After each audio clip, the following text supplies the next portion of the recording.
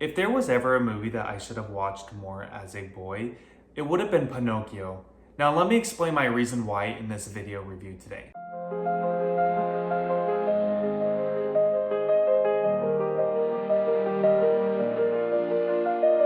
Hey y'all, welcome to my channel. My name's Jordan and I love watching movies and then I review them by answering 3 different categories. The one thing I liked, the one thing I hated, and the one thing I would change.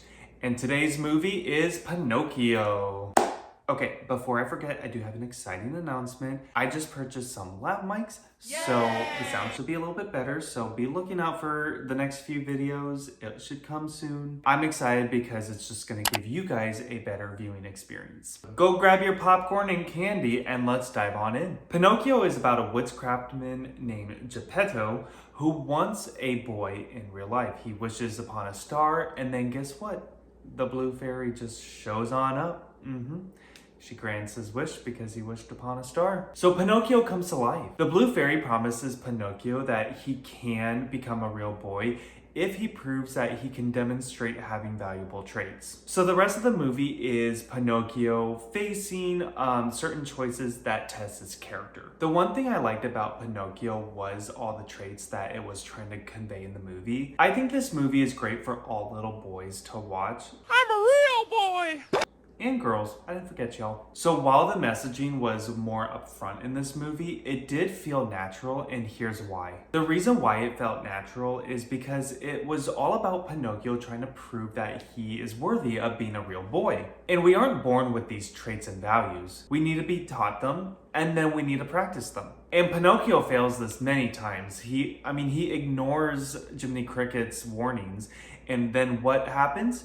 He gets kidnapped by Stromboli. I guess he didn't really get kidnapped, he was more kind of trapped.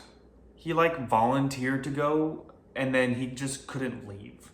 So is that kidnapping or is that trapped? I think it's kidnapping because it is a kid. I'm a real boy! It's against his will. However, with all the failures that he had, he still had the opportunity to learn from those and grow. So that's why I thought it made this a little bit more believable. And then you try and compare movies today where they try and force a good message onto the audience. And when they do that, they're also creating these perfect characters that don't have a lot of flaws. Because before you didn't have me. And what they do with these characters is they more so ever kind of do preaching to the choir type of situation instead of letting you actually see the character struggle, make some bad decisions, and then learn from those decisions, try and correct themselves. It then allows you to reflect on your own life, what just happened, so you don't make those same mistakes. It was perfect. So it's nice to see that Pinocchio's journey, though full of trial and errors, it allows the audience to reflect on themselves rather than just absorbing the lesson. The one thing I hated about this movie was the song Give a Little Whistle.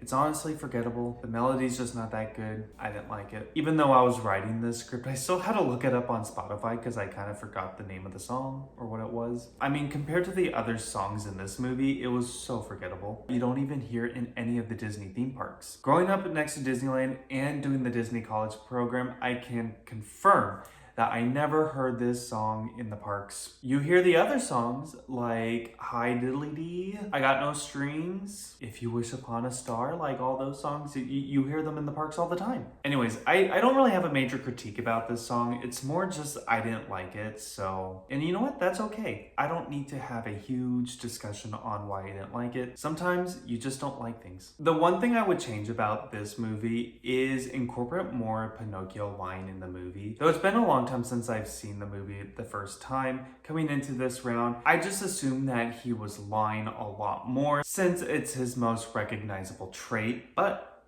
it only happens once.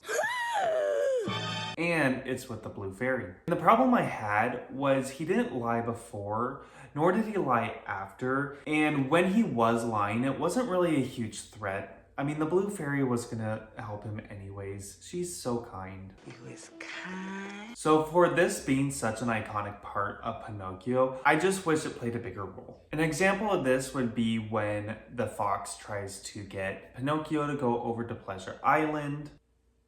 I just realized this TV is humming, and that's probably what you hear in the video all the time. It just feels like he was forced into the situation rather than making the choice himself. I think it would have been a little bit more impactful had he lied his way into the situation. It would make his consequences feel a little bit heavier. And to be honest, his downfall really comes from his youthful ignorance rather than his dishonesty. And so I just feel like there was this missed opportunity here where they could have just played a little bit more with the lying. Overall, Pinocchio has the elements of all the classic Disney charms, the whimsical animation, the heartfelt storytelling, and the timeless values. While I wouldn't call this a powerhouse film, I did enjoy it, and I gave it a strong 3 stars on Letterboxd. More than anything, this movie feels pretty nostalgic to me. Like, when I hear the music, it takes me back to Fantasyland, riding the Pinocchio ride, and watching his bit in Fantasmic. But beyond the nostalgia, I do think that this film does have a lasting impact with generations. It's that story that will continue to shape kids for generations. It teaches them from right and wrong, the weight of their choices, and the importance of listening to good advice. Upon reflecting after this movie,